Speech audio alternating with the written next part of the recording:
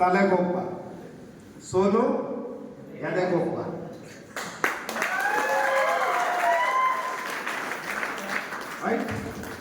ಹೇಗಿತ್ತು? ಒಂದು ದಿನ ಕಳೆದಿದ್ದೀರಿ, ಚೆನ್ನಾಗಿದೆಯಾ? ನಾನು ತುಂಬಾ ನಿಮ್ಮನ್ನು ನೋಡ್ತಾ ಇದ್ದೆ, ವೆರಿ ಎನರ್ಜೆಟಿಕ್, ವೆರಿ ಅಗ್ರೆಸಿವ್. ತುಂಬಾ ಜನ ಫಸ್ಟ್ ಟೈಮ್ ಬಂದವರು. ಆದ್ರೆ ನನಗೆ ನೀವು ಇಲ್ಲಿಗೆ ಬಂದಿರೋದು ಯಾಕೆ ಅನ್ನೋದು ಗೊತ್ತಾಗಲಿಲ್ಲ. ಇದು ಟ್ರೈನಿಂಗ್ ಅಲ್ಲ, ಈಗೇನು ನಾವು ಮಾಡ್ತಾ ಇದ್ದೀವಿ ಇದು ಟ್ರೈನಿಂಗ್ ಅಲ್ಲ. ನಮ್ಮ ನಿಮ್ಮ ಮಧ್ಯೆ ಒಂದು ಕಮ್ಯುನಿಕೇಶನ್. ನಾನು ಮೊನ್ನೆನೇ ಹೇಳಿದ್ದೆ, ಎಲ್ಲ ಬೀಜಗಳು ಮೊಳಕೆ ಹೊಡೆಯೋದಿಲ್ಲ. ಯಾವ ಬೀಜಗಳು ಮೊಳಕೆ ಹೊಡಿತವೆ? ಗಟ್ಟಿ ಬೀಜಗಳು ಮೊಳಕೆ ಹೊಡೆಯುತ್ತವೆ. ಈ ಗಟ್ಟಿ ಬೀಜಗಳು ತಗೊಂಡೋಗಿ ಎಲ್ಲಾದ್ರೂ ಮರಳುಗಾಡಲ್ಲಿ ಹೋಗಿ ಹಾಕಿದ್ರೆ, ಬಂಡೆ ಮೇಲೆ ಹಾಕಿದ್ರೆ ಏನಾಗುತ್ತೆ? ಮರಳನ್ನು ಹಾಕಿದ್ರೆ ಬೀಜಗಳನ್ನ, ಬೀಜ ಗಟ್ಟಿ ಇದೆ, ತಗೊಂಡೋಗಿ ಮರಳನ್ನು ಹಾಕೋದು ಏನಾಗುತ್ತೆ? ಮೊಳಕೆ ಬರುತ್ತಾ? ಬರೋದಿಲ್ಲ. ಈ ಬೀಜನ ಫಲವತ್ತಾದ ಭೂಮಿಯಲ್ಲಿ ಹಾಕೋಣ, ಮೊಳಕೆ ಬರುತ್ತಾ? ಆದ್ರೆ ನೀರು ಹಾಕೋದು ಬೇಡ. ಬರಲ್ಲ. ಯಾಕೆ ಬರಲ್ಲ? ನೀರು ಹಾಕಿದ್ರೆ ಮಾತ್ರ ಬರುತ್ತೆ. ಫಲವತ್ತಾದ ಭೂಮಿಯಲ್ಲಿ ಹಾಕೋಣ, ನೀರು ಹಾಕೋಣ, ಕತ್ಲಲ್ಲಿಡೋಣ, ಬೆಳಕು ಬೇಕು. ಹಾಗಾದ್ರೆ ಒಂದು ಬೀಜ ಮೊಳಕೆ ಹೊಡೆಯಲಿಕ್ಕೆ ಸುಮಾರು ಫ್ಯಾಕ್ಟರಿಗಳ ಅವಶ್ಯಕತೆ ಇದೆ. ಕರೆಕ್ಟ್ ಇದೆಯಾ? ಗಟ್ಟಿ ಬೀಜ ಅಂತ ಗಟ್ಟಿ ಧ್ವನಿ ಮಾಡೋಂಗಿಲ್ಲ. ಹಂಗೆ ಯಶಸ್ಸಿಗೂ ಕೂಡ ತುಂಬಾ ಫ್ಯಾಕ್ಟರ್ಗಳಿದಾವೆ. ನಾನು ತುಂಬಾ ಓದಿದ್ದೀನಿ, ನನಗೇನು ಗೊತ್ತಿಲ್ಲ, ನನಗೆಲ್ಲ ಗೊತ್ತಿದೆ, ಅದು ಯಾವುದೂ ಅಲ್ಲ. There is something special ingredients. ಎಷ್ಟು ಜನ ಅಡುಗೆ ಮಾಡ್ತೀರಿ? ಮಾಡ್ತೀರಾ? ತುಂಬಾ ಚೆನ್ನಾಗಿ ಮಾಡ್ತೀರಿ. ನಿಮಗೆ ಉಪ್ಪೇ ಕೊಡೋದಿಲ್ಲ, ಏನಾಗುತ್ತೆ? ನೀವು ಅಡುಗೆ ಭಟ್ರೆ ಅಲ್ಲ ಅಂತ ಹೇಳ್ತಾರೆ. ಕರೆಕ್ಟ್? ಎಲ್ಲ ಹಾಕಿ ಉಪ್ಪು ಹಾಕಲಿಲ್ಲ ಅಂತ ಹೇಳಿದ್ರೆ ಮಿಸ್ ಆಗಿದ್ದು ಉಪ್ಪು, ಒಂದು ಚಿಟಿಕೆ ಉಪ್ಪು. ಅದಕ್ಕೂ ಒಂದು ಪವರ್ ಇದೆ, ಮಿಕ್ಸ್ ಆಗ್ಬೇಕೆಲ್ಲವೂ ಕೂಡ. ಯಶಸ್ಸಿಗೆ ಅದು ಮೋಸ್ಟ್ ಇಂಪಾರ್ಟೆಂಟ್. ಅದಕ್ಕಿಂತ ಮೊದಲು ನಾನು ಯಶಸ್ಸು ಆಗ್ಬೇಕನ್ನೋದು ನನಗೆ ಗೊತ್ತಿರ್ಬೇಕು. ನಾನು ಇಲ್ಲಿಗೆ ಬಂದಿದ್ದು ಯಾಕೆ ಅನ್ನೋದು ನನಗೆ ಗೊತ್ತಿರ್ಬೇಕು. ನಾನು ಎಲ್ಲಿಗೆ ಹೋಗ್ತೀನಿ ಅನ್ನೋದು ನನಗೆ ಗೊತ್ತಿರ್ಬೇಕು. ಕರೆಕ್ಟ್? ನನಗೆ ನಿಮ್ಮ ಫೀಡ್ಬ್ಯಾಕ್ ಒಂಚೂರು ಇಂಪಾರ್ಟೆಂಟ್. ಇವಾಗ ನಾನೇನೋ ಹೇಳೋದು, ನಾನು ಬಾಯಿಗೆ ಬಂದಂಗೆ ಹೇಳ್ತೀನಿ, ನಂಗೆ ಗೊತ್ತಿದೆ ಸಿಕ್ಕಾಪಟ್ಟೆ. ಅವ್ರು ಹೇಳ್ತಾರೆ, ಅದಕ್ಕೆ ನಾನು ಕಳಿಸಿದ್ದೀವ. ನೀವು ಗೊತ್ತಿದೆ ಸರ್ ನಿಮ್ಗೆ ಅಂತ, ಗೊತ್ತಿದೆ ಅಂತ ಹೇಳಿ ನಾನು ಏನ್ ಬೇಕಾದ್ರೆ ಹೇಳ್ತೀನಿ. ನನಗೆ 100% ಗ್ಯಾರಂಟಿ ಇದೆ. ನಾನು ಹೇಳಿದ್ದೀನಿ, ನೀವು ಅದನ್ನಷ್ಟು ಕೇಳ್ತೀರಿ, ಅನಿವಾರ್ಯ. ಕರೆಕ್ಟ್ ತಾನೆ? ಅದರಿಂದ ಏನಾದರೂ ಪ್ರಯೋಜನ ಇದೆಯಾ? ಏನಾದರೂ ಪ್ರಯೋಜನ ಇದೆಯಾ? ನಾನೇನು ಹೇಳ್ತೀನೋ ಅದು ನಿಮ್ಮ ಜೀವನಕ್ಕೆ ಹೆಲ್ಪ್ ಆಗ್ತದೆ. ನಿಮ್ಮನ್ನ ಈ ಸ್ಥಾನದಿಂದ ನೆಕ್ಸ್ಟ್ ಲೆವೆಲ್ಗೆ ಕರ್ಕೊಂಡು ಹೋಗ್ಬೇಕು. ಇಲ್ಲ ಅಂದ್ರೆ ಸೊಳ್ಳೆ ಹೊಡೆದ ಕುತ್ಕೊಳ್ಬೇಕಾಗತ್ತೆ ಅಲ್ವಾ ಸರ್? ಲೈಫಲ್ಲಿ ಹಂಗೆ ಕೆಲವೊಂದ್ಸಲ. ರೈಟ್? ಏನಕ್ಕೆ ಬಂದ್ರಿ? ನಿಮ್ ಏನ್ ಬೇಕು ನಿಮ್ಗೆ? ಯಾಕೆ ನೀವು ಇಲ್ಲಿ ತನಕ ಬಂದ್ರಿ? ಇಟ್ಸ್ ನಾಟ್ ಈಸಿ 2 ದಿನ ಸ್ಪೆಂಡ್ ಮಾಡೋದು, ಇಲ್ಲಿ ತನಕ ಬರೋದು. ಅಂಡ್ ಡಿಫ್ರೆಂಟ್ ಬ್ಯಾಕ್ ಗ್ರೌಂಡ್ ಅವ್ರು ಇದ್ದೀರಿ. ನಿಮ್ಮ ಕನಸುಗಳೇನೋ ಇದ್ದಾವೆ. ನೀವು ಏನಕ್ಕೂ ಬಂದಿದ್ದೀರಿ. ನೀವು ಏನಕ್ಕೆ ಬಂದಿದ್ದೀರಿ? ನನಗೆ ಕ್ಲಾರಿಟಿ ಸಿಕ್ಕಿದ್ರೆ ನಾನು ಒಂದಷ್ಟು ಕ್ಲಾರಿಟಿನ ನಿಮ್ಗೆ ಕೊಡ್ತೀನಿ. ಎಸ್, ಕೊಡ್ತೀನಿ. ಮಾತಾಡಿ ಸರ್, ಏನಕ್ಕೆ ಬಂದಿದ್ದೀರಿ? Thank you sir. ನಾವು ಆಲ್ರೆಡಿ ಈಗ ವರ್ಕ್ ಮಾಡ್ತಾ ಇದೀವಿ, ಬಟ್ ಅದು ಸಫಿಷಿಯಂಟ್ ಅನಿಸ್ತಾ ಇಲ್ಲ. ಬಟ್ ನೆಕ್ಸ್ಟ್ ಲೆವೆಲ್ ಯಾವ ರೀತಿ ವರ್ಕ್ ಮಾಡಕ್ಕೆ ಬಂದೋದನ್ನ ನಾವಿಲ್ಲಿ ವರ್ಕ್ಶಾಪ್ ಅಂದರೆ ಗ್ಯಾರೇಜ್ ಇದ್ದ ಹಾಗೆ. ನಮ್ಮ ನಟ್ಟು ಬೋಲ್ಡು ಆಗಿರ್ಬೋದು, ನಮ್ಮ ತಲೆಯಲ್ಲಿರುವ ಮೈಂಡ್ಸೆಟ್ ಆಗಿರ್ಬೋದು, ಅದ್ರ ಜೊತೆಗೆ ನಮ್ಮ ಆಲೋಚನೆಗಳು, ವಿಚಾರಗಳಾಗಿರ್ಬೋದು, ಅವನ್ನೆಲ್ಲವೂ ಕೂಡ ಧೂಳು ಹಿಡಿದಿರ್ತವೆ. ಧೂಳು ಹಿಡಿದಂಥ ಒಂದು ವಸ್ತುವನ್ನಾಗಿರ್ಬೋದು, ಪುಸ್ತಕವನ್ನಾಗಿರ್ಬೋದು ಇಲ್ಲಿ ಫ್ರೆಶ್ ಮಾಡಿ ನಮಗೆ ಕಳಿಸ್ತಾರೆ. ಅದ್ರ ಜೊತೆಗೆ ಒಂದು ಮೈಂಡ್ಸೆಟ್ ಮಾಡಿ ಕಳಿಸ್ತಾರೆ. ನಾವು ನೆಕ್ಸ್ಟ್ ಲೆವೆಲ್ ಯಾವ ರೀತಿ ವರ್ಕ್ ಮಾಡಬೇಕು ಅನ್ನೋದ್ರ ಬಗ್ಗೆ ಸವಿದ ಒಂದು ಮಾಹಿತಿಯನ್ನು ಕೊಡ್ತಾರೆ ಅಂತ ಹೇಳಿದ್ದೀನಿ. ಬೆಳಗಾವಿಂದ ಸರ್ ಪಾಪು ಇವಾಗ ಇಡೀ ಸರ್ ಈ ತಿಂಗಳು SED ಮಾಡ್ಕೊತಾ ಇದ್ದೀನಿ. ಇಡಿ ಎಸ್ ಎಸ್ ಸರ್, ನಿಮ್ಗೆ ಏನೋ ಮಾಡಬೇಕು ಅನ್ನೋದಿದೆ, ಬಟ್ ಏನು ಮಾಡಬೇಕು ಅನ್ನೋದು ಗೊತ್ತಿಲ್ಲ. ತುಂಬಾ ಸಲ ಇದು ಪ್ರಾಬ್ಲಮ್ ಆಗುತ್ತೆ. ಕರೆಕ್ಟ್? ನನಗೆ ಗೊತ್ತಾಗಿದೆ ಅವ್ರ ಪ್ರಾಬ್ಲಮ್ ಏನು ಅಂತ ಹೇಳಿ. ಏನೋ ಮಾಡಬೇಕು, ನೆಕ್ಸ್ಟ್ ಲೆವೆಲ್ಗೆ ಹೋಗ್ಬೇಕು, ಬಟ್ ಏನು ಅಂತ ಗೊತ್ತಿಲ್ಲ. ನಾನೀಗ ನಿಮ್ಮ ಹೆಸರೇನಂದ್ರೆ ಬಾಬು ಅವರಿಗೆ ಹಿಂಗೆ ಮಾಡಿ ಅಂತ ಹೇಳ್ಕೊಟ್ರೆ ಮಾಡ್ತಾರ ಮಾಡೋದಿಲ್ವಾ? ಅದಕ್ಕೆ ಕೇಳಿದ್ ನಾನು. ನಿಮ್ಮ ಕ್ಲಾರಿಟಿ ಇಸ್ ಮೋಸ್ಟ್ ಇಂಪಾರ್ಟೆಂಟ್.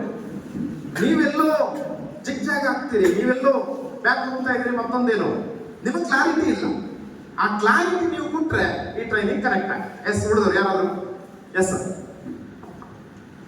ಹೆಸರು ವಿದೇಶ ಅಂತ ಹೇಳಿ ಬೆಳಗಾವಿ ಬಂದಿದ್ವಿ. ಆಲ್ಮೋಸ್ಟ್ ಮೊದಲಿಗೆ ಬಿಸ್ನೆಸ್ಗೆ ನಾನು ಬಂದಿರುವಂಥದ್ದು.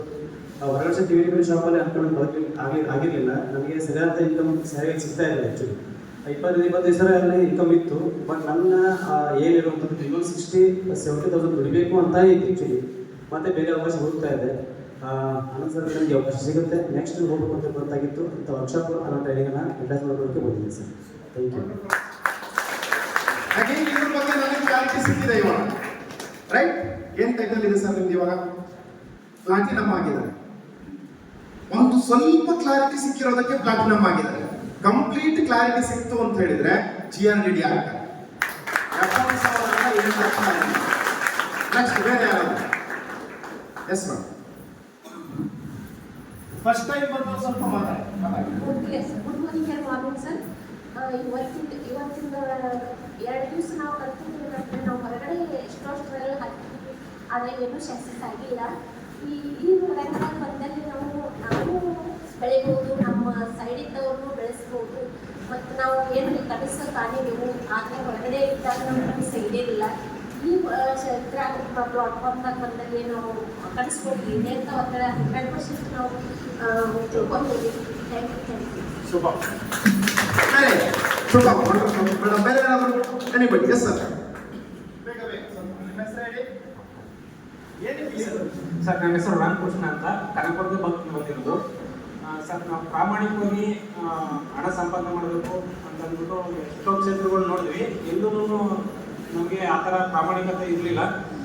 ಬಟ್ ನಮಗೆ ಮೋದಿ ಕೇರ್ ಒಂದು ಅವಕಾಶ ಸಿಕ್ಕಿರೋದ್ರಿಂದ ನಾವು ಪ್ರಾಮಾಣಿಕವಾಗಿ ಹಣ ಸಂಪಾದನೆ ಮಾಡೋದ್ರ ಜೊತೆಗೆ ನಾವು ಸಮಾಜಕ್ಕೆ ನಮ್ಮ ಕಡೆಯಿಂದ ಏನಾದರೂ ಒಂದು ಕೊಡುಗೆ ಕೊಡ್ಬೋದು ಅನ್ನೋದು ಕೂಡ ಗೊತ್ತಾಯಿತು ನಮ್ಮ ಅಪ್ಲೈನ್ಗಳಿಂದ. ಅದರಿಂದ ಇದೊಂದು ಅಚೀವ್ಮೆಂಟ್ ಮಾಡಲೇಬಹುದು ಅಂತ ಅಂದ್ಬಿಟ್ಟು ನಮ್ಗೆ ಅನಿಸೋದ್ರಿಂದ ನಾವು ಇಲ್ಲಿ ಬಂದಿದ್ದೀವಿ ಸರ್. Thank you sir.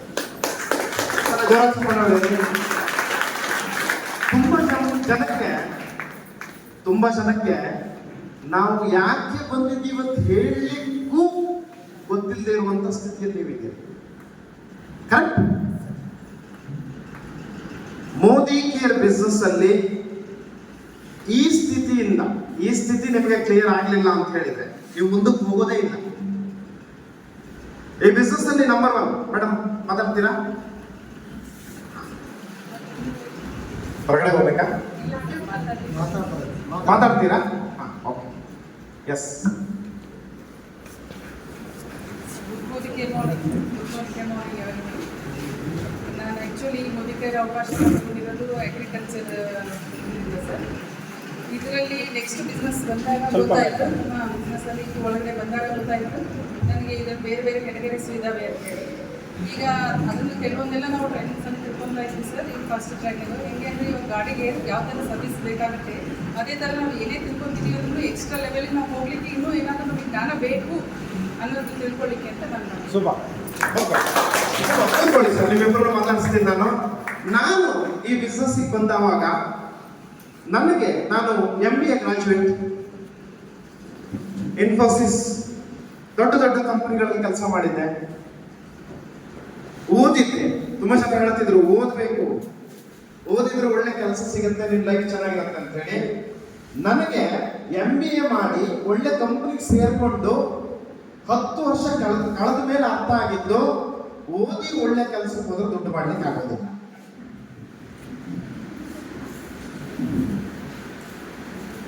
ಯಾರು ಹೇಳಿದ್ರು? ನಮಗೆ ಆಸ್ ಎ ಎಜುಕೇಟೆಡ್ ಒಂದು ದಿನ ಒಬ್ರು ಕೇಳಲಿಲ್ಲ ನಿನ್ನ ಕನಸೇನಿದೆ. ಕನಸೇನಿದೆ ಅಂತ ಕೇಳಲಿಲ್ಲ. ಯಾರೋ ಒಬ್ರು ಕೇಳಿದವಾಗ ನಿನ್ನ ಕನಸೇನಿದೆ ಅಂದವಾಗ ನಾವು ತುಂಬಾ ಕನ್ಫ್ಯೂಸ್ ಆದ್ವಿ. ನಾವು ಶಾಕ್ ಆಯ್ತು. ಕನಸೇನಕ್ಕೆ? ಕನಸು ಕಾಣಲಿಕ್ಕೆ ಮಾಡ್ಕೊಂಡಿರೋ ಸಾಲ ಸಿಕ್ಕಾಪಟ್ಟಿದೆ. ಇರೋ ಸಂಬಳ ಬರೋ ಸಂಬಳ ಹೋಗ್ತಾ ಇರೋದು ಸಾಕಾಗ್ತಿಲ್ಲ. ಎಕ್ಸ್ಟ್ರಾ ದುಡಿಬೇಕು ಅಂತ ಹೇಳಿದ್ರೆ ನಮಗೆ ಟೈಮ್ ಇಲ್ಲ. ಎಕ್ಸ್ಟ್ರಾ ದುಡಿಬೇಕು ಅಂತ ಹೇಳಿದ್ರೆ ಟೈಮ್ ಇಲ್ಲ. ಈ ಎಲ್ಲ ಇರುವಾಗ ನಾವು ಕೆಲಸ ಬಗ್ಗೆ ಯೋಚನೆ ಮಾಡ್ತೀವಾ? ಯಾರೂ ಕೂಡ ಯೋಚನೆ ಮಾಡೋದಿಲ್ಲ. ಯಾರು ಕೂಡ ಯೋಚನೆ ಮಾಡೋದಿಲ್ಲ. ನನಗೆ ಕೇಳಿದ್ರು ನಿನ್ನ ಕನಸೇನು? ಅವಾಗೂ ನನ್ನ ತಲೆಗೆ ಹೋಗ್ಲಿಲ್ಲ. ಏನು ಓದಿದ್ದೀರಿ ಅಂತ ಕೇಳಿದ್ರು. MBA ಮಾಡಿ ಯಾವ ಕಾರಲ್ಲಿ ಓಡಾಡ್ತಿದ್ದೀರಿ ಅಂತ ಕೇಳಿದ್ರು. ಇಲ್ಲಿಗೆ ಹಿಟ್ಟಾಯ್ತು. ಒಬ್ಬ ಎಜುಕೇಟೆಡ್ ಅಂತ ಹೇಳಿದ್ರೆ ಒಂದೊಳ್ಳೆ ಕಂಪ್ನಿಯಲ್ಲಿ ಕೆಲಸ ಮಾಡ್ಕೊಂಡಿದ್ರೆ ಅಷ್ಟೇ ದುಡ್ಡಿರ್ಬೇಕು. ಕರೆಕ್ಟ್? ಫೈನಲಿ ನೀವು ಏನೇ ಮಾಡಿದ್ರು ಅಲ್ಟಿಮೇಟ್ ಎಂಡ್ ಎಲ್ಲಿಗೆ ಬರುತ್ತೆ? ದುಡ್ಡು, ಮನಿ. ಕರೆಕ್ಟ್? ದುಡ್ಡಿದ್ರೆ ಎಲ್ಲ ತಗೊಳ್ಬೋದು. ಕನಸಿದೆಯಾ ಅಂತ ಕೇಳಿದ್ರು, ಕಾರ್ ಇದೆಯಾ ಅಂತ ಕೇಳಿದ್ರು, ಬ್ಯಾಂಕ್ ಬ್ಯಾಲೆನ್ಸ್ ಎಷ್ಟಿದೆ ಅಂತ ಕೇಳಿದ್ರು. ನನಗೆ ಮೋದಿ ಕೇರ್ ಪ್ರಾಡಕ್ಟ್ ಅರ್ಥ ಆಗ್ಲಿಲ್ಲ, ಮೋದಿ ಕೇರ್ ಪ್ಲಾನ್ ಅರ್ಥ ಆಗ್ಲಿಲ್ಲ, ಮೋದಿ ಕೇರ್ ಇಂಡಸ್ಟ್ರಿ ಮುಂದೊಂದು ದಿವಸ ರೆವಲ್ಯೂಷನ್ ಮಾಡುತ್ತೆ, ಅದು ಯಾವುದು ಅರ್ಥ ಆಗ್ಲಿಲ್ಲ. ನನಗೆ ಅರ್ಥ ಆಗಿದ್ದು ನನ್ನ ಹತ್ರ 10 ವರ್ಷ ಕೆಲಸ ಮಾಡಿದ್ರು ಕಾರಿಲ್ಲ. ನಾನು MBA ಗ್ರಾಜುಯೇಟ್ ಆದ್ರೂ ಒಂದು 5 ಲಕ್ಷ ಬ್ಯಾಂಕ್ ಬ್ಯಾಲೆನ್ಸ್ ಇಲ್ಲ. ಅವಾಗ ನನ್ನ ಮದುವೆ ಆಗಿರ್ಲಿಲ್ಲ.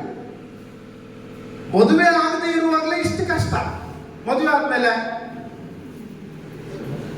ಮದುವೆ 1 ವರ್ಷದ ಮೇಲೆ, 1-2-3 ವರ್ಷದ ಮೇಲೆ, ಅದಕ್ಕೆ ಗಂಡ ಮುಂದೆ ಹೆಂಡತಿ ಹಿಂದೆ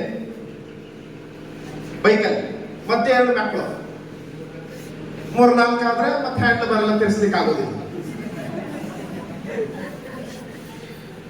ಆದ್ರೂ ಖುಷಿಯಲ್ಲಿ ಹೋಗ್ತಾರೆ. ಮೋದಿ ಕೇರ್ ಬಿಸ್ನೆಸ್ ಅಲ್ಲಿ ನಿಮಗೆ ಫಸ್ಟ್ ಅರ್ಥ ಆಗ್ಬೇಕಾಗಿರೋದು, ಇಲ್ಲಿ ನೀವು ಬಂದಿರೋದು ನಿಮ್ಮ ಕನಸನ್ನ ಅಚೀವ್ ಮಾಡ್ಕೊಳ್ಳಿಕ್ಕೆ, ನಿಮ್ಮ ಡ್ರೀಮನ್ನ ಅಚೀವ್ ಮಾಡ್ಕೊಳ್ಳಿಕ್ಕೆ. ಯಾರಾದ್ರೂ ಕೇಳಿದಾರ ನಿಮ್ಮ ಅಣ್ಣ ತಮ್ಮ ನಿಮ್ ಕಾರ್ ಬೇಕಂತ ಕೇಳಿದಾರ ಮೇಡಮ್? ಅಣ್ಣ ತಮ್ಮ ಯಾರಾದ್ರೂ ನಿಮ್ಮ ಹಸ್ಬೆಂಡ್ ಅಂತ ಕೇಳಿದಾರ? ಮೇಡಮ್ ನೀನೊಂದು ಕಾರಲ್ಲಿ ಓಡಾಡ್ಬೇಕು, ಏನು ನಿಮ್ಮ ಹೆಸರು? ರೇವತಿ. ರೇಣುಕಾ ಮೇಡಮ್. ನಿಮ್ಮ ಹಸ್ಬೆಂಡ್ ಕೇಳಿದ್ರ ನೀನ್ ಕಾರಲ್ಲಿ ಹೋಗ್ಬೇಕು, ಸ್ಟೈಲ್ ಅಲ್ಲಿ ಗ್ಲಾಸ್ ತೆಗೆದು ಹಿಡಿಬೇಕು, ಕೇಳಿದಾರ? ಅಣ್ಣ ತಮ್ಮ ಕೇಳಿದಾರ? ಪಕ್ಕದ ಮನೆಯವ್ರು ಕೇಳಿದಾರ? ನಿಮ್ಮ ಅಪ್ಲೈನ್ ಕೇಳಿರ್ತಾರ? ಯಾರು ನಿಮ್ಮ ಅಪ್ಲೈನ್ ಇಲ್ಲಿದಾರ? ಆನಂದ್ ಸರ್ ಎಲ್ಲಿದ್ದಾರೆ? ಕೇಳಿದಿರ ಸರ್? 100% ಕೇಳಿರ್ತಾರೆ. 100% ಕೇಳಿರ್ತಾರೆ. ಯಾಕೆ ಮೋದಿ ಕೇರ್ ಸ್ಪೆಷಲ್ ಆಗುತ್ತೆ ಕೇಳಿದ್ರೆ, ಪ್ರಪಂಚದಲ್ಲಿ ಯಾರು ಕೇಳದೆ ಇರೋದನ್ನ ಇಲ್ಲಿರೋರು ಕೇಳ್ತಾರೆ, ನಿನಗ್ ಕನ್ಸಿದ್ಯಾ ಅಂತ ಹೇಳಿ. ಕೇಳಿದಾರ? ನಿಮಗ್ ಕನ್ಸಿದ್ಯಾ? ಇದೆಯಾ? ನಮಗೆ ನೀವು ಇವಾಗ ಏನೇನೋ ನಾವು ನೋಡ್ತಾ ಇದ್ದೀರಿ, ಬಿಲೀವ್ ಇವತ್ತು 100-150 ಜನ ಇದ್ದೀರಿ ಇಲ್ಲಿ. ನಾವು ಜಾಯಿನ್ ಹೋಗುವ ಮಗ ಇಲ್ಲ. ಮೋದಿ ಕೇಳಿದ್ರು ಓಡಿ ಹೋಗುವರು. ಈ ಬಿಜಾಪುರ ಭಾಷೆ ಹೇಳ್ಬೇಕು, ಕರೆಕ್ಟ್? ಬ್ಯಾಂಕ್ ಅಲ್ಲಿ ಕೆಲಸ 50-60 ಸಂಬಳ, ಮೋದಿ ಕೇರ್. ನಮ್ ಕಡೆ ಹಂಗೆ ಹೇಳಿಲ್ಲ, ನಿಮ್ ಕಡೆ ಬಂದು ಯಾವ ಹುಡ್ಸೋಣ ಅಂತಿದ್ರು, ಅಂತಿದ್ರೆ ಹೇಳ್ತಿರ್ಲಿಲ್ಲ. ಇವ್ರ ಹತ್ರ ಹೋಗಿ ಹೇಳಿದ್ವಿ, ಇವ್ರ ಹತ್ರ ಹೋಗಿ ಹೇಳಿದ್ವಿ. ನಮ್ಮ ಕನಸು, ನಮ್ಮ ಒಳಗಡೆ ಪೈನ್, ಅದು ಕನಸಲ್ಲ ನಮ್ದು, ಬೇರೆ. ಏನಯ್ಯ ನಮ್ಗಿದು ಉಗಿದು ಕಳ್ಸಿದ್ದಾರೆ. 17 ವರ್ಷ ಓದಿದ್ಯಾ, 10 ವರ್ಷ ಕೆಲಸ ಮಾಡಿದ್ಯಾ, ನೆಟ್ ಬಂದು ಕಾರ್ ತಗೊಳ್ಲಿಕ್ಕಾಗಿಲ್ಲ ನಿನ್ಗೆ, ಅದು ಯಾವ ಎಜುಕೇಶನ್ ಅಂತ ಹೇಳಿ ಇದು ಪೈನ್ ಹಿಡ್ಕೊಂಡು ಓಡಾಡ್ತಿದೀವಿ ನಾವು. ನನಗೊಂದು ಸತ್ಯ ಗೊತ್ತಾಗಿದ್ದು, ಇನ್ನೂ 10 ವರ್ಷ ಇದ್ರು ಅಲ್ಲಿ 1 ಲಕ್ಷ ಹೋಗ್ಲಿಕ್ಕೆ ಇನ್ನು ನಮ್ಮ ಮ್ಯಾನೇಜರ್ ಎಲ್ಲ ಲಕ್ಷ ತಗೊಂಡಿದ್ದಲ್ಲ, 55-60 ವರ್ಷದ ಮೇಲೆ ಅವ್ರ ಏಜಿಗೆ ಬರೋ ನಾನು ಲಕ್ಷ ತಗೋಬೇಕು. ನನಗೆ ಮೋದಿ ಕೇರಳ ಅರ್ಥ ಆಗಿದ್ದು, ನನ್ನ ಕನಸನ್ನ ಅಚೀವ್ ಮಾಡ್ಕೊಳ್ಳಿಕ್ಕೆ ಇದೊಂದು ವೇದಿಕೆ, ಒಂದು ಅಪಾರ್ಚುನಿಟಿ, ಒಂದು ಅವಕಾಶ. ಈ ಅಪಾರ್ಚುನಿಟಿ ನಿಮ್ಗೆ ಅರ್ಥ ಆದ್ರೆ ಮಾತ್ರ ನೀವು ಈ ಬಿಸ್ನೆಸ್ ಅಲ್ಲಿ ಸಕ್ಸಸ್ ಆಗ್ತೀರಿ. ಎಷ್ಟು ಜನ ನಿಜವಾಗ್ಲು ನನಗೊಂದು ಕಾರ್ ತಗೋಬೇಕು, ನಂಗೊಂದು ಮನೆ ಕಟ್ಟಬೇಕು, ನನ್ನ ಮಕ್ಕಳನ್ನ ಒಳ್ಳೆ ಸ್ಕೂಲಿಗೆ ಸೇರಿಸಬೇಕು, ಪಕ್ಕದ ಮನೆಯವ್ರಿಗಿಂತ ನಾವು ಶ್ರೀಮಂತರಾಗಬೇಕು ಅಂತ ಎಷ್ಟು ಜನಕ್ಕೆ ಆಸೆ ಇದೆ? ನಿಜವಾಗ್ಲು ನಿಜವಾಗ್ಲೂ 100%. ಕಂಗ್ರಾಚುಲೇಷನ್ಸ್ ನಿಮ್ಮೆಲ್ಲರಿಗೂ. ಆದ್ರೆ ಒಂದು ಕಹಿ ಸತ್ಯ ಗೊತ್ತಿರಲಿ, ನಿಮ್ಮ ತರಾನೇ ಪ್ರಪಂಚದಲ್ಲಿರೋ ಎಲ್ರಿಗೂ ಆಸೆ ಇದೆ. ನೀವು ಯಾರಿಗಾದ್ರೂ ಹೋಗಿ ಕಾರ್ ಬೇಕಾ ಕೇಳಿದ್ರೆ ಬೇಡ ಅಂತಾರ? ದುಡ್ಡು ಬೇಕಾ ಕೇಳಿದ್ರೆ ಬೇಡ ಅಂತಾರ? ಚೆನ್ನಾಗಿ ಲೈಫ್ ಲೀಡ್ ಮಾಡಿ ಅಂತ ಹೇಳಿದ್ರೆ ಬೇಡ ಅಂತಾರ? ಈ ಭೂಮಿ ಮೇಲೆ ಹುಟ್ಟಿದ ಪ್ರತಿಯೊಬ್ಬನಿಗೂ ಆಸೆ ಇದೆ, ಆದ್ರೆ ಎಲ್ಲರ ಆಸೆ ನೆರವೇರೋದಿಲ್ಲ. ನಾನು ಸ್ಟಾರ್ಟಿಂಗ್ ಬಂದವಾಗ ಒಂಚೂರು ಡೈಮಂಡ್ ಡೈರೆಕ್ಟರ್ಗಳು ನಮ್ಮ ಇದ್ರವ್ರು ನಿಂತ್ಕೊಳ್ಳಿ, ನಿಮ್ಗೆ ನಾನು ಸತ್ಯ ದರ್ಶನ ಮಾಡಿಸ್ತೀನಿ. Very very big congratulation. ಜೋರಾಗಿ ಚಪ್ಪಾಳೆ ಹೊಡಿ.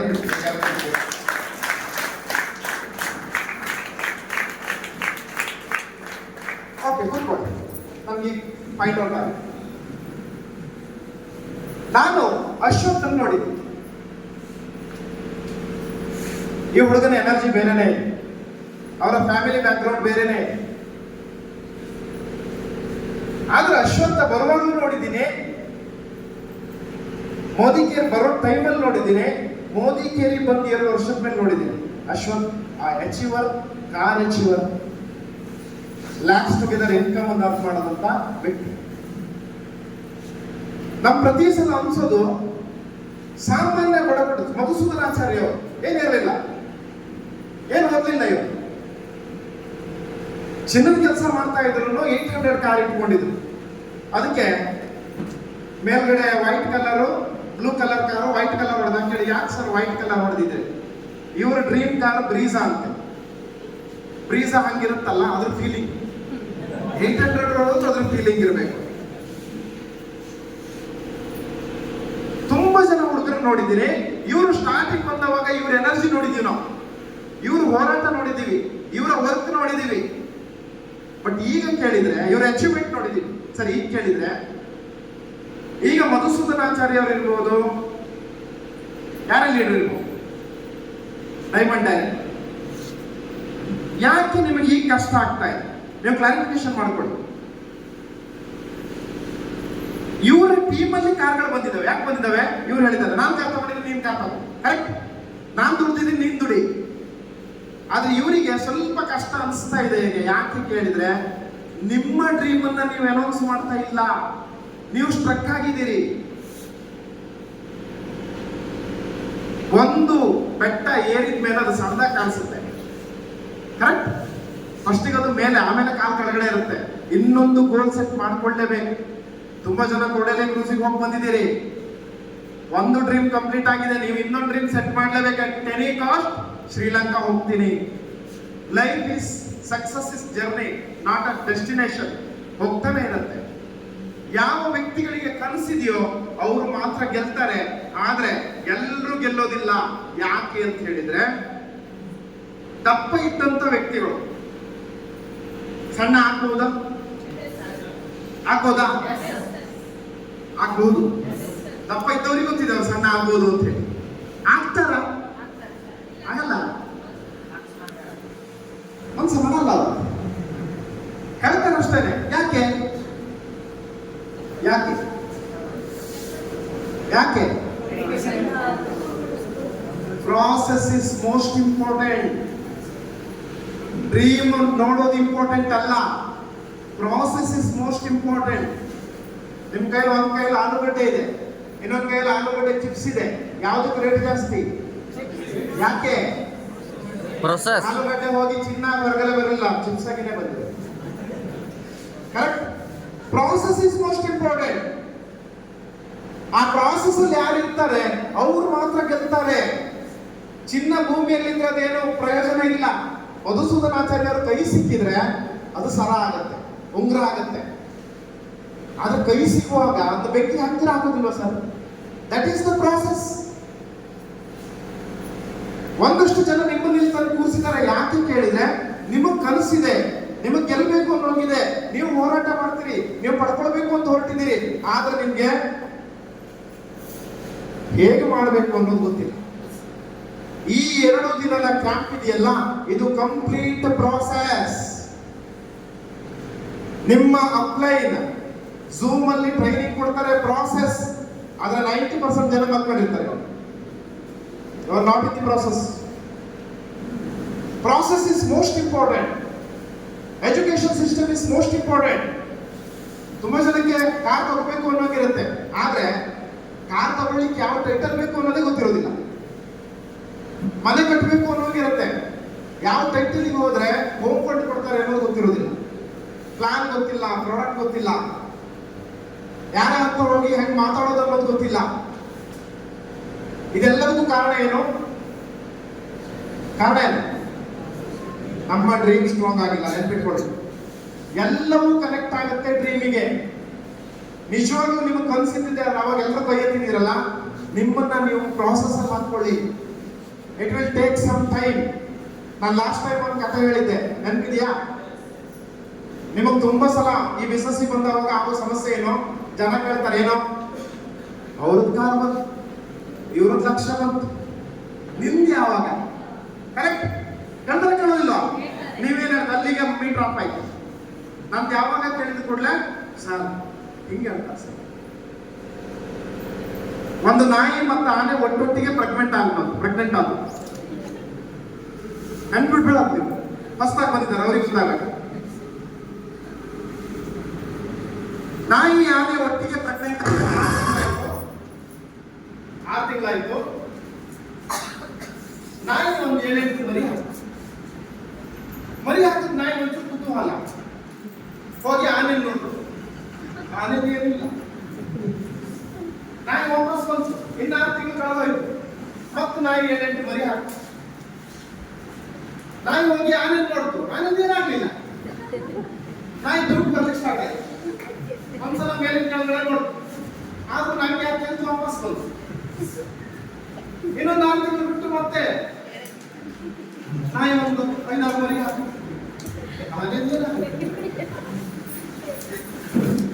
ಇನ್ನೂ 6 ತಿಂಗಳು ಹೋಯ್ತು. ಒಟ್ಟು 20-30 ಮರಿ ನಾಯಿ ಹಾಕಿದ್ರೆ ಆನೆ ನಾಯಿ ಇನ್ನು ತಡ್ಕೊಳ್ಳಿಕ್ಕೆ ಆಗಿಲ್ಲ. ನಂದು 20 ಆಗಿದೆ, ನಿಂದು ಯಾವಾಗ ಅಂತ ಹೇಳಿ.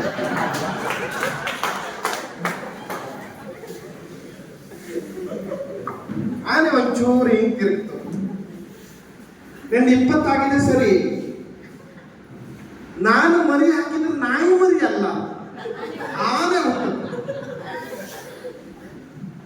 ನನ್ನ ಮರಿ ಭೂಮಿಗೆ ಬಿದ್ರೆ ಭೂಮಿಗೆ ಫೀಲ್ ಆಗುತ್ತೆ. 4 ಜನ ರೋಡಲ್ಲಿ ನಡ್ಕೊಂಡು ಹೋಗ್ತಾರೆ, ನಿನ್ನ ಮರಿ ಹೋದ್ರೆ ಕೈ, ನಂದು ಹೋದ್ರೆ ಗಾಡಿ ನಿಲ್ಸಿ ಹೋಗ್ತಾರೆ. ನನ್ನ ಮರಿ ಆ ಕಡೆ ಹೋದ್ಮೇಲೆ ಹೋಗ್ತಾರೆ. ಗತ್ತಿದೆ, ಗಾಂಭೀರ್ಯ ಇದೆ. ಗತ್ತು ಗಾಂಭೀರ್ಯ ಬರ್ಬೇಕಿದ್ರೆ ಕೈತಾರೆ.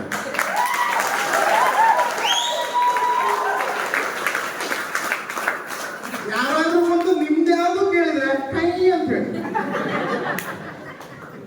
It will take time. ರಾತ್ರಿ ಬೆಳಿಗ್ಗೆ ಸ್ನಾನ ಆದವ್ರು ಯಾರು ಉಳಿದಿಲ್ಲ ಇವತ್ತು. It will take some time. This is the most important. Process ಅನ್ನು ಹಾಕೊಳ್ಳಿ. ಇವತ್ತು ನಿಮ್ಗೆ ಅನ್ಸ್ಬೋದು ಟೀಮಲ್ಲಿ ಯಾರಾದ್ರೂ ನಿಮ್ದು ಅಚೀವ್ಮೆಂಟ್ ಇಲ್ಲ ಅಂತ ನೋಡಿಬೇಕಾದ್ರೆ ಅವ್ರು ಟ್ರೈನಿಂಗ್ ಅಲ್ಲಿ ಇಲ್ಲ, ಅವ್ರು ಕ್ಯಾಂಪಿಗೆ ಕರ್ತಾರೆ. ಸಾರ್ ಪುರ್ಸೊತ್ತಿಲ್ಲ ಸರ್ ಅಂತಾರೆ, ದುಡ್ಡಿಲ್ಲ ಸರ್ ಅಂತಾರೆ. ನೀವೇನಕ್ಕೆ ಇಲ್ಲಿ ಕರೀತಾ ಇರೋದು? ಲಕ್ಷಗಟ್ಟಲೆ ದುಡ್ಡು ಮಾಡ್ಲಿಕ್ಕೆ ತಾನೆ. You have to invest on your self.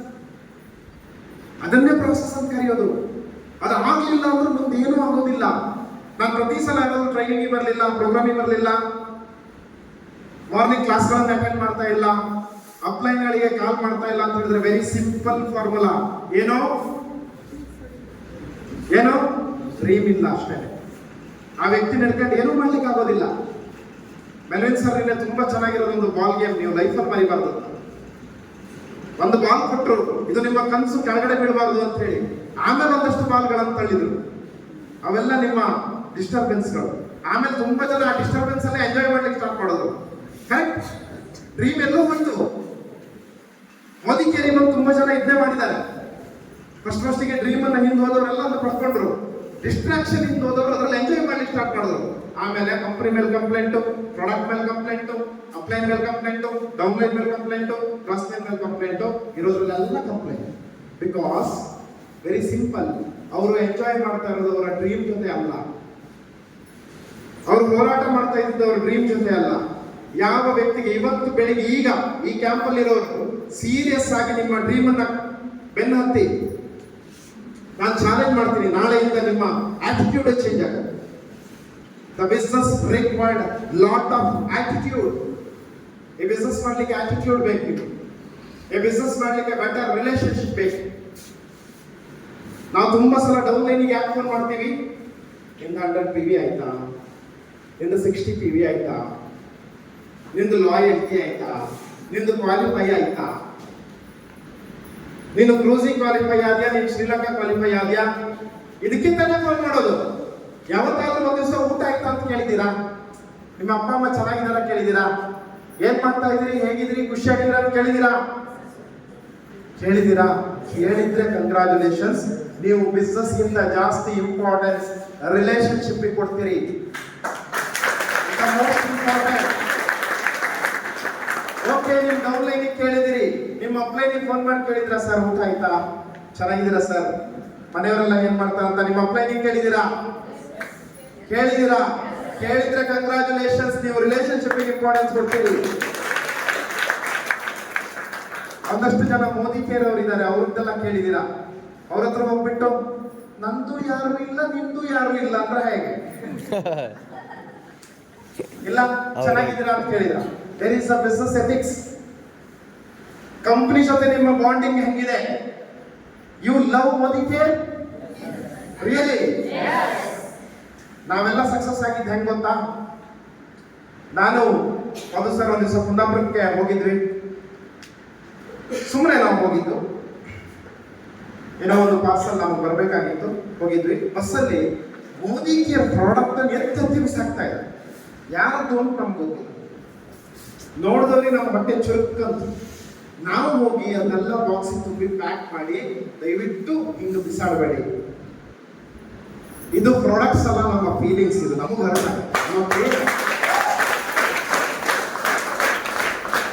At the same time Modi care ಬಗ್ಗೆ ನೆಗೆಟಿವ್ ಮಾತಾಡಿದವರು ಒಬ್ಬರು ಬಿಟ್ಟಿಲ್ಲ. ಯಾಕೆಂತ ಹೇಳಿದ್ರೆ ಇವತ್ತೊಂದು ಕಂಪನಿ ನಮ್ಮಂತ ಸಾಮಾನ್ಯದವರನ್ನ, ಏನು ಗೊತ್ತಿಲ್ಲದೆ ಇರೋ ಶ್ರೀಮತಿ ಮೇಡಮ್ ಇವತ್ತು ಕಾರ್ ಡ್ರೈವ್ ಮಾಡ್ತಾರೆ. ಸ್ವಂತ ಕಾರ್ ಇದೆ. ಮನೆಯಲ್ಲಿ ಪಾತ್ರ ತೊಳ್ಕೊಂಡಿದ್ದಂತಹ ಒಬ್ಬ ಲೇಡಿ ಇವತ್ತು ಕಾರ್ ಓಡಿಸ್ಕೊಂಡು ಬರ್ತಾರ ಅಂತ ಹೇಳಿದ್ರೆ what is the power of Modi care ಅರ್ಥ ಮಾಡ್ತಾರೆ.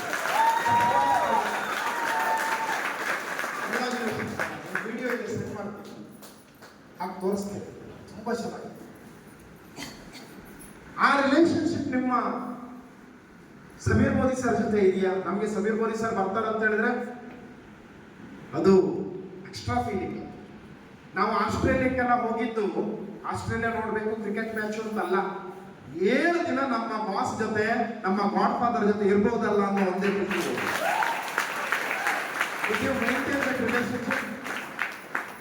ನನಗೆ ಈಗ ಕಾಣ್ತಾ ಇದೆ, ಇತ್ತೀಚಿನ ದಿನಗಳಲ್ಲಿ ಇದು ಬರ್ತಾ ಇಲ್ಲ. ಬಿಸ್ನೆಸ್ ಕನ್ವರ್ಟ್ ಆಗಿದೆ. ಬಿವಿ ಬಂತ, ಬಿವಿ ಹೋಯ್ತಾ, ಪ್ರಾಡಕ್ಟ್ ತಗೊಂಡ್ರ, ಪ್ರಾಡಕ್ಟ್ ತಗೊಂಡಿಲ್ವಾ, ಇದೆಲ್ಲವೂ by product. Maintain relationship with your upline. ದಯವಿಟ್ಟು ನಿಮ್ಮ ಅಪ್ಲೈನ್ ಯಾರು ಹೇಳೋದಿಲ್ಲ, ನಾನು ಮೇಡಮ್ಗೆ ಹೇಳ್ದಂಗೆ ಯಾರು ಕೇಳೋದಿಲ್ಲ ನಮ್ಮ ಲೈಫಲ್ಲಿ ಚೆನ್ನಾಗಿದೆಯಾ ಅಂತ ಹೇಳಿ. ಬಿಲೀವ್ ಮೀ, ನಾನು ನಿಮಗೆ ಅಪ್ಲೈನ್ ಬಗ್ಗೆ ಕಂಪ್ಲೇಂಟು ಅಂತ ಹೇಳ್ತಾ ಇಲ್ಲ. ನಾನು ಬಿಸ್ನೆಸ್ ಸ್ಟಾರ್ಟ್ ಮಾಡಿದ್ದ ಡೇ ಒನ್ನಿಂದ ಇವತ್ತಿನ ತನಕ ನನ್ನ ಅಪ್ಲೈನ್ ಅನ್ನ ಹೋಮ್ ಮೀಟಿಂಗ್ ಕರೆದಿಲ್ಲ, ನಾನೇ ಮಾಡಿದ್ದೀನಿ. ಹಂಗಂತೇಳಿ ನನ್ನ ಅಪ್ಲೈನ್ ಬಗ್ಗೆ ನಂಗೆ ಬೇಜಾರಿದೆ ಅಂತ ಹೇಳಿದ್ರೆ ದೇವರಣೆ ಇಲ್ಲ. ಯಾಕೆ ಅಂತ ಹೇಳಿದ್ರೆ ಎಲ್ಲೋ 50,000 ದುಡಿತಾ ಇದ್ದಂತ ವ್ಯಕ್ತಿ ಇವತ್ತು 5 ಲಕ್ಷ ದುಡಿಬಹುದು ಅನ್ನೋ ತನಕ ರೀಚ್ ಮಾಡಿಸಿದಂತ ವ್ಯಕ್ತಿ ನಮ್ಮ ಅಪ್ಲೈನ್. ಯಾವುದೋ ಅವೆಂಜರ್ ಬೈಕಲ್ಲಿ ಓಡಾಡ್ತಾ ಇದ್ದಂತ ವ್ಯಕ್ತಿ ಇವತ್ತು ಲಕ್ಸುರಿ ಕಾರ್ಗಳಲ್ಲಿ ಓಡಾಡ್ತಾ ಇದ್ದೀನಿ. ನಾನು ಮಾತ್ರ ಅಲ್ಲ, ನಮ್ಮ ಟೀಮ್ ಅವರೆಲ್ಲರೂ. ನಂದು ಒಂದು ಕಾರ್ ಬಂದಿದ್ರೆ ಎಸ್ ನನ್ನ ಕೆಪಾಸಿಟಿ ಅಂತ ಹೇಳ್ಬೋದಾಗಿ. ನಮ್ಮ ಟೀಮಲ್ಲಿ ಒಂದು 30-35 ಜನ ಕಾರಲ್ಲಿ ಓಡಾಡ್ತಾ ಇದ್ದಾರೆ. ಕಾರಣ ನಮ್ಮ ಅಪ್ಲೈನ್ಗಳು, ನಮ್ಮ company Sameer Modi sir. Correct ತಾನೆ? ಅದೇ ಫಾರ್ಮುಲಾ ಇಂಟ್ರೆಂಟ್ ಚಾಲೆಂಜ್ ಮಾಡ್ತೀನಿ. ನೀವು ಇದನ್ನ ಸೀರಿಯಸ್ ಆಗಿ ತಗೊಂಡಿದ್ದೆ ಆದ್ರೆ ಇನ್ನು 1 ವರ್ಷದಲ್ಲಿ 2025ನೇ ಇಸ್ವಿಗೆ ಇದೇ ವ್ಯಕ್ತಿಗಳು ಇಲ್ಲಿ ಕೂತವರು, ನೀವು ನೆಕ್ಸ್ಟ್ ಕ್ಯಾಂಪಿಗೆ ಬರುವಾಗ ನಿಮ್ಮ ಸ್ವಂತ ಕಾರನ್ನ ಡ್ರೈವ್ ಮಾಡ್ಕೊಂಡು ಬರ್ತೀರಿ. ಅದು ಮೋಟಿವೇಟ್ ಆಗಿದೆ. Relationship is most important. Please respect the relationship. Please respect. Again when you lost the relationship, ನಿಮ್ಮ ಅಪ್ಲೈನ್ ಜೊತೆ ತುಂಬಾ ಜನ ಬಾಯಿಗೆ ಬಂದಾಗ ಬೈತಾರೆ, ಡೌನ್ ಲೈನ್ಗಳಿಗೆ ಬೈತಾರೆ. ಅವ್ರೇನು ನಮ್ಮ ಮನೆ ಕೆಲಸದಾಳ, ಡೌನ್ಲೈನ್ಸ್ ಆರ್ ಬಿಸ್ನೆಸ್ ಪಾರ್ಟ್ನರ್ಸ್. ನಮ್ಮ ಮನೆ ಕೆಲಸದಲ್ಲ. ಮೋದಿ ಕೇರ್ನ ಬ್ಯೂಟಿ ಹೆಂಗಿದೆ ಕೇಳಿದ್ರೆ, ನಾಳೆ ಬೆಳಿಗ್ಗೆ ನನ್ನ ಡೌನ್ಲೈನ್ ಒಬ್ಬ ನನಗಿಂತ ಮೇಲೆ ಹೋಗ್ಬೋದು, ನನಗಿಂತ ಜಾಸ್ತಿ ಯಾರು ಮಾಡ್ಬೋದು. That's why they are the business partner. Respect them. Correct? Most important. Next is action.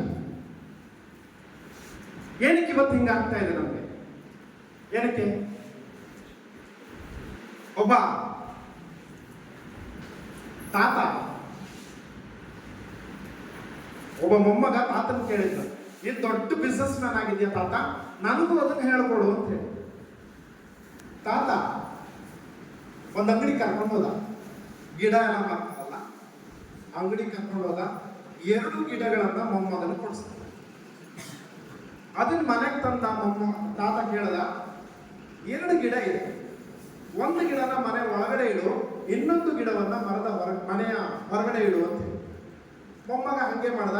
ತಾತ ಈಗ ಕ್ವಶನ್ ಕೇಳ್ದ, ಯಾವ ಗಿಡ ಬೇಗ ಬೆಳೀತದೆ? ನಿಮ್ಮ ಪ್ರಕಾರ ಯಾವ ಗಿಡ ಬೇಗ ಬೆಳೀತದೆ? ಹೊರಗಡೆ ಇಟ್ಟಿದ್ಗ. ಮೊಮ್ಮಗ ಹೇಳ್ದ, ಹೊರಗಡೆ ಇಟ್ಟಿರೋ ಗಿಡಕ್ಕೆ ಯಾವ ಗ್ಯಾರಂಟಿ ಇದೆ?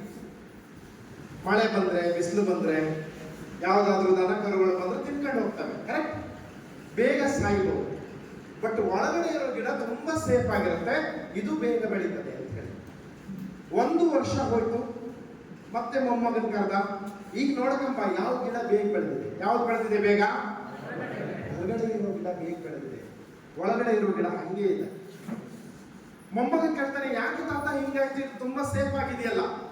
ಅದಕ್ಕೆ ತಾತ ಹೇಳ್ತಾನೆ, ಜೀವನದಲ್ಲಿ ಯಾರು ಮನೆ ಒಳಗಡೆ ಕೂತ್ಕೊಂಡಿದ್ದಾರೋ ಅವ್ರು ಉದ್ಧಾರ ಆಗೋದೇ ಇಲ್ಲ, ಯಾರು ಹೊರಗಡೆ ಕೂತ್ಕೊಂಡಿದ್ದಾರೋ ಅವರು. Action is most. ನಾವು ತುಂಬಾ ಸಲ, ನಿಮಗೆ ನೈಕ್ ಕಂಪನಿ ಗೊತ್ತಿದೆಯಾ?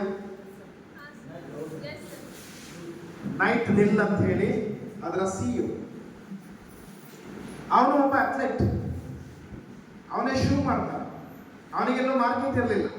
ಶೂ ತಗೊಂಡೋಗಿ ತನ್ನ ಕೋಚಿಗೆ ಕೊಡ್ತಾನೆ, ಇದನ್ನು ಶೂ ಮಾಡಿದ್ದೀನಿ, ಸೇಲ್ ಮಾಡೋದು, ಇದನ್ನ ಮಾರ್ಕೆಟಿಗೆ ಬಿಡ್ಬೋದಾ ಅಂತ. ಕೋಚು ಅವನಿಗೆ ಶೂ ಹೆಂಗೆ, ಅಥ್ಲೆಟ್ಗಳ ಶೂ ಹೆಂಗಿರುತ್ತೆ ಅಂತ ಅವನಿಗೆ ಗೊತ್ತಿದೆ. ಅವನು ಚೆನ್ನಾಗಿಲ್ಲ ಅಂತ ಹೇಳಲಿಲ್ಲ, ನನಗೆ ಇದ್ರಲ್ಲಿ ಪಾರ್ಟ್ನರ್ಶಿಪ್ ಕೊಡು ಅಂತ ಹೇಳ್ದ. ನೈಟಿಗೆ ಇದು ತುಂಬಾ ಚೆನ್ನಾಗಿದೆ ಆಫರ್ ಅನ್ಸುತ್ತೆ, ಪಾರ್ಟ್ನರ್ಶಿಪ್ ಮಾಡ್ಕೊಂಡು. ಇವನ ಗುರು ಹೇಳಿದರೆ ತುಂಬಾ ಚೆನ್ನಾಗಿದೆ ಅನ್ನೋ ಒಂದು ಇಂಡಿಕೇಶನ್ ಸಿಕ್ತು. ಡಿಸೈನ್ ರೆಡಿ ಆಯ್ತು. ಶೋರೂಮ್ಗಳಿಗೆ ನೈಟ್ ಶೂನ ಡಿಸ್ಪ್ಲೇಗೆ ಇಟ್ಟರು. 1 ಶೂ ಸೆಲ್ ಆಗಲಿಲ್ಲ. 1 ಶೂ ಸೆಲ್ ಆಗಲಿಲ್ಲ.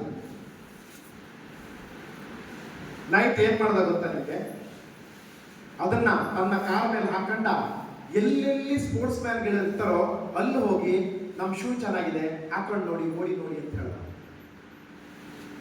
ಯಾವಾಗ ಅವನು ಫೀಲ್ಡಿಗೆ ಇಳಿದು ಅವನೇ ಶೂ ಮಾಡ್ಲಿಕ್ಕೆ ಸ್ಟಾರ್ಟ್ ಮಾಡೋದು, ನೈಕಿ ಕಂಪ್ನಿ ಗ್ರೋತ್ ರ್ಯಾಪಿಡ್ ಆಗಿ ಸ್ಟಾರ್ಟ್ ಆಗಿ start.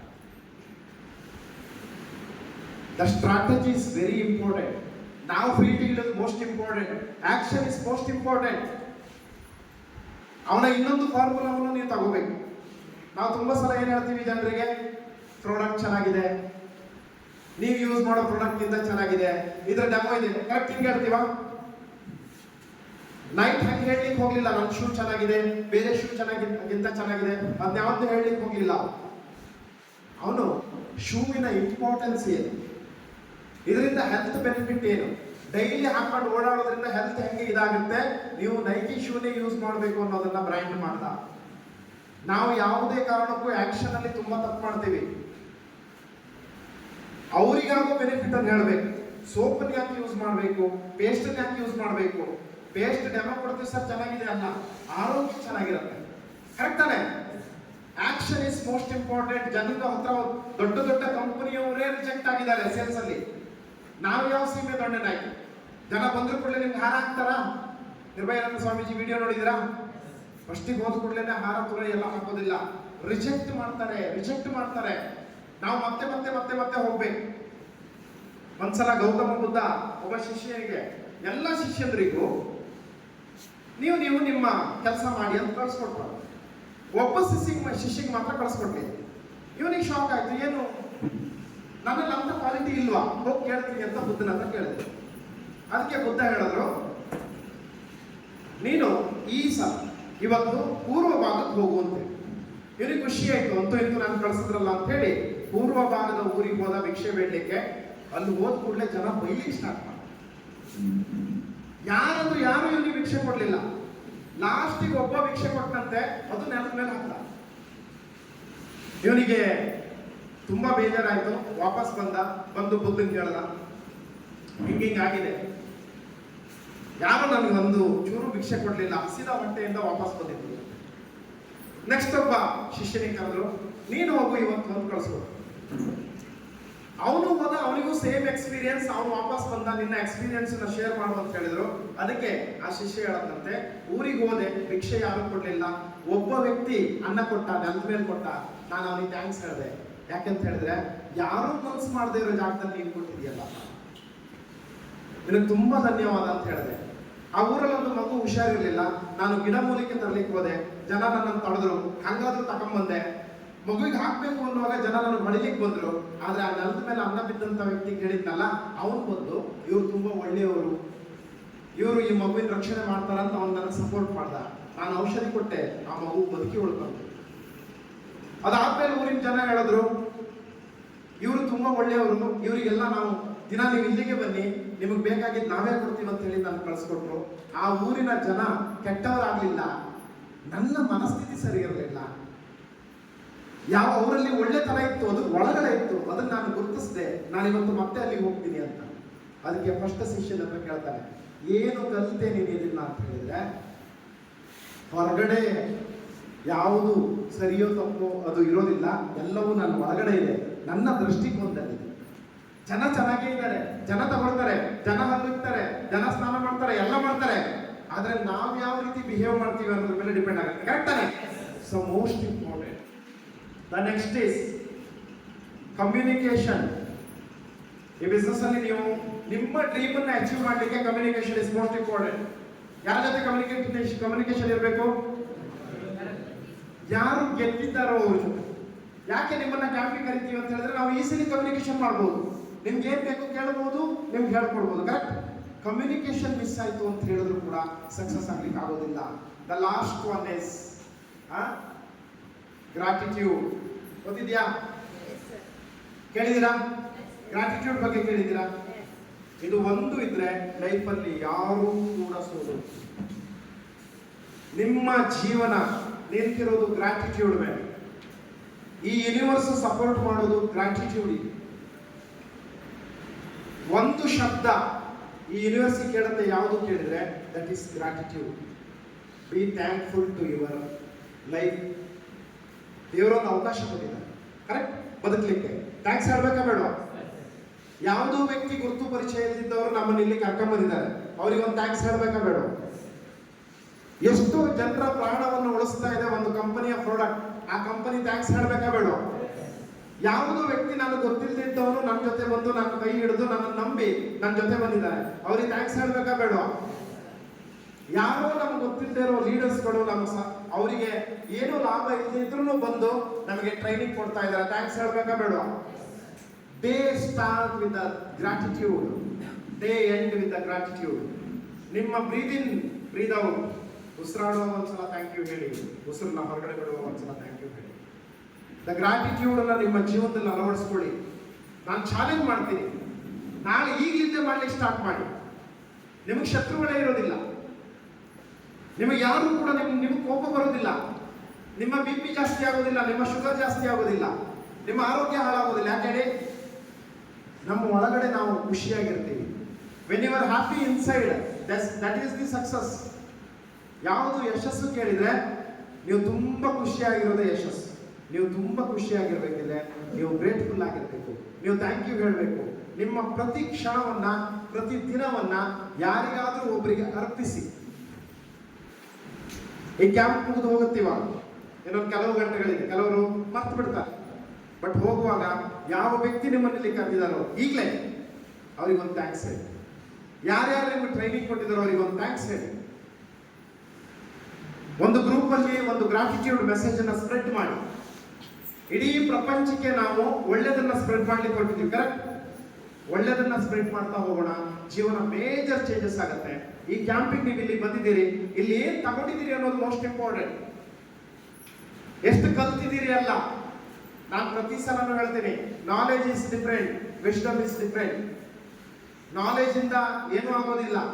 Smoking is injurious to health ಅಂತ ಬರೆದಿದ್ದಾರೆ. ಸಿಗರೆಟ್ ಸೇರೋದಿಲ್ವ ಜನ? ನಾಲೆಜ್ ತಾನೆ. ಡ್ರಿಂಕಿಂಗ್ ಇಸ್ ಅಗೈನ್, ಕುಡಿಬೇಡಿ ಅಂತ ಬರೆದಿದ್ದಾರೆ ಬಾಟ್ಲ ಮೇಲೆನೆ. ಕುಡಿತಾ ಇರೋ ಜನ. ನಾಲೆಜ್ ಅಲ್ವಾ ಅದು? ನಾಲೆಜ್ ಅಲ್ಲ, ವಿಸ್ಡಮ್ ಇರಬೇಕು. ನಾವೇನು ಕಲಿತೀವೋ ನಾವು ಅದನ್ನ ಅಳವಡಿಸ್ಕೊಳ್ಬೇಕು. ನನ್ನ ಬೆಸ್ಟ್ ವಿಶಸ್ ನಿಮಗೆ, ದೊಡ್ಡ ದೊಡ್ಡ ಕನಸುಗಳನ್ನ ಕಾಣಿ, ಆ ಕನಸನ್ನ ಬೆನ್ನು ಹತ್ತಿ, ಇವತ್ತು ಹೋದವರು ಇವತ್ತಿಂದಾನೆ ಆಕ್ಷನ್ ಸ್ಟಾರ್ಟ್ ಮಾಡಿ. ನಿಮ್ಮ ಆಕ್ಷನ್ ಏನಕ್ಕೆ ನೀವು ಆಕ್ಷನ್ ಮಾಡ್ತಾ ಇರೋದು?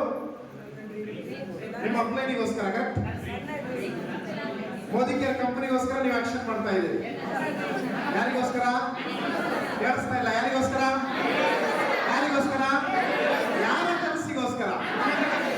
ನನ್ನ ಕನಸಿಗೋಸ್ಕರ ನಾನು ಹೋರಾಟ ಮಾಡ್ತೀನಿ. ಹೇಳಿ.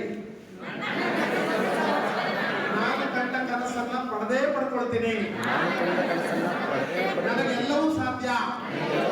ಮೋದಿ ಕೇರ್ನಿಂದ ಎಲ್ಲವೂ ಸಾಧ್ಯ. ಇವತ್ತಿನಿಂದ ನನ್ನ ಲೈಫ್ ಮೇಜರ್ ಚೇಂಜಸ್ ಆಗುತ್ತೆ. I am the winner. Wish you all the best. ನಿಮ್ಮೆಲ್ಲರೂ ಕೂಡ ಎಂಜಾಯ್ ಮಾಡಿ.